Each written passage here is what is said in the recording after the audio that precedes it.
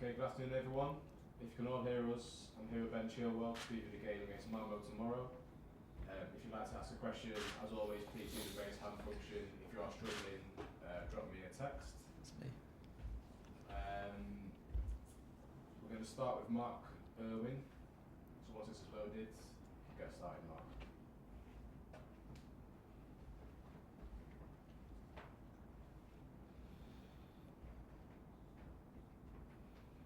Can you hear me?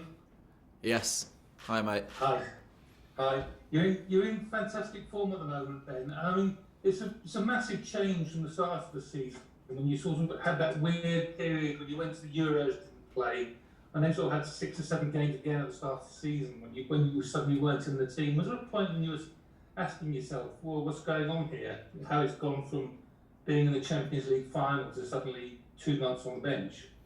To be honest, I've been asked this question quite a lot recently, and I've given everyone the same answer, which was that it is obviously frustrating because as a footballer, you want to be playing week in, week out. It's what you enjoy, stepping out on the pitch on a Saturday afternoon and playing football. But you have to train well every day and support the team, I think, which is the main thing. When you've got a squad like we do here at Chelsea with 20-25 world-class players and 2 or 3 people fighting in every position, you've got to understand that you're not going to play every match, and just to support the group and train hard so that when you get your chance, you're ready. Cheers, Mark. We're going to move on to Nizar next. Am I looking at it? Yeah. Okay. Hi Ben, congrats on your good form lately. I just wanted to go a bit more into that period, if you don't mind. Was there any doubts for you in that period, or was it just a case of you knew that your class would shine through in the end? Yeah, no doubts at all. I think like I said, when you train hard every day, and of course as a football player, you have to have confidence in your own ability, and I was just keen that I would train hard every day so that when I did get my opportunity, I'd give the manager a headache, and that's all I could do really, is that when I got the chance to play was to play my best and give my best for the team, and hopefully then get more opportunities and show him that, or give him as much of a headache as possible. I'm going to move on to James Ollie. Hi Ben, just following on from that, the manager Thomas Tuchel described you in a press conference a few weeks ago as being mentally tired during that period. Is that a description that you recognise? It's a difficult one. I think when you come off the back of a summer where you've been disappointed, where you probably wanted to play, it's the Euros in your home country. Of course, everyone's going to be disappointed when they don't play in that. But coming back to Chelsea, I felt like I was in a good place to help the team. But of course, Marcos started the season very well. Was here for the whole of pre-season, and had a great start to the season.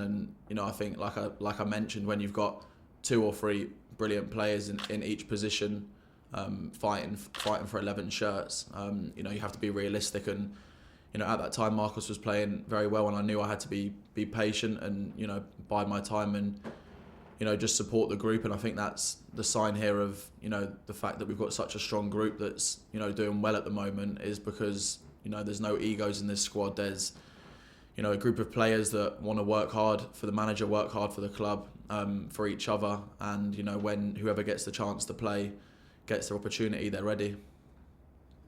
Okay, Mike Walters, please. Good afternoon.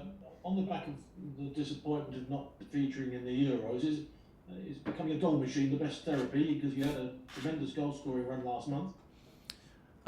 Yeah, I mean, it definitely helps. Scoring goals as a defender isn't something that I get to do a lot. So, when I do score, it's a nice feeling. And thankfully, last month I was able to help the team with a few goals. Got my first goal for England, which was an amazing feeling as well. And I think that's, to be honest, part of my game that the manager now has probably helped me with most, and improved me most with, is just getting in the opportunities in and around the box to be more of a goal threat and contribute more with goals and assists in the team. Cheers, Mike. Move on to Matt Nash, please. Hi Ben. Hiya.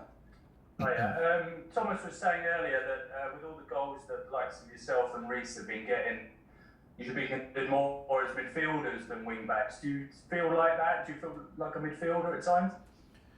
Yeah, I think, to be honest, with the way the manager wants us to play, we probably do spend more time, in attacking positions, and especially the past, few months, he's encouraged me and Reece or Marcos and Aspie, whoever ends up playing there, a lot more to not just stay on the touchline, to play inside, just play with freedom, really, which he's expressed to us a lot, is to just play with freedom.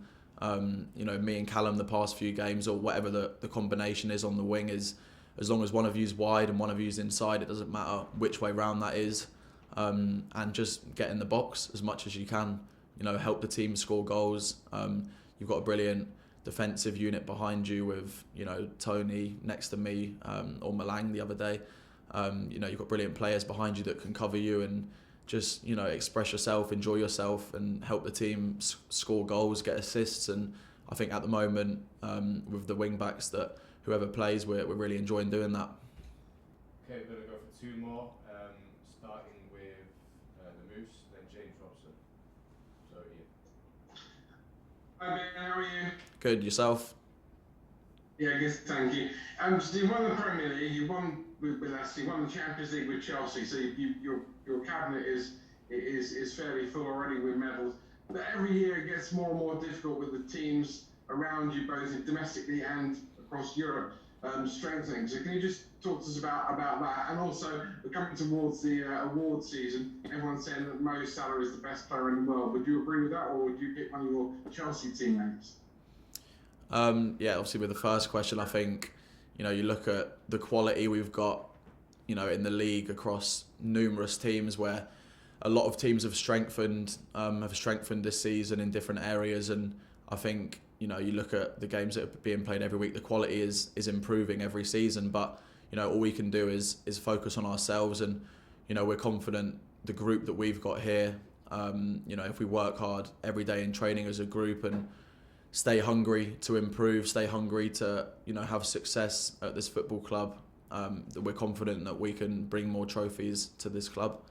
And then your second question, of course, Mo Salah's a brilliant player. He's having a brilliant season this past month. He's scored some great goals, but, there are some brilliant players in our team as well. The likes of Jorginho, who's gone and won pretty much everything there is to win in the past year and a half. So, Angola, there's a lot of world-class players in our team, but, just to answer your question, Mo Salah has been brilliant this year, yeah. Okay, James. Hi Ben. You're currently top of the league, and that is down in large part to the likes of you and other defenders scoring plenty of goals. On the flip side of that, though, up front there have been injuries, players not in their best goal-scoring form, etc. What does that say as a warning to the rest of the Premier League, that when you actually fully get it clicking up front, how good Chelsea can be if you're already clear at the top now? Yeah, well, I think we're clicking pretty well at the moment anyway as a team. The manager's very keen on, he tells us a lot that as a team, we attack together, we defend together. So he wants defenders to score goals, but then on the flip side, he wants his attackers to do the defensive side of the job. And I think at the moment that is what is helping us be a successful team, is that, we're working not just for ourselves on the pitch, but we're working for the player next to us, and working for the team. And, as a team at the moment, we're stepping on the pitch and we're hungry every match. We're not happy with 1-0, 2-0. We want to get as many goals as possible. And, hopefully that can continue with the way that we're playing, everyone contributing in attack and everyone contributing defensively as well. Right, we're going to finish this off with Adrian.